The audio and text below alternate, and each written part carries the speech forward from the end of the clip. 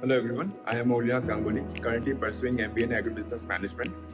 So talking about my selection process, it consists of a written ability test, a group discussion and a personal interview.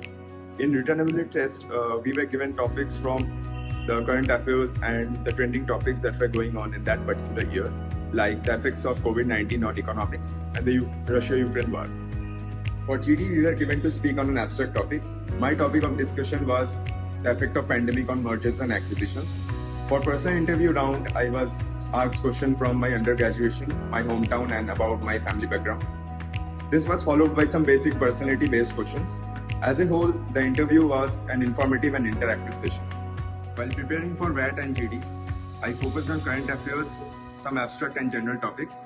For PI, I made sure that I had my basics of undergraduation clear, and this helped me ace my VAT, GD, and PI. I wish all of you an abundance of luck and hope to see you soon at the campus.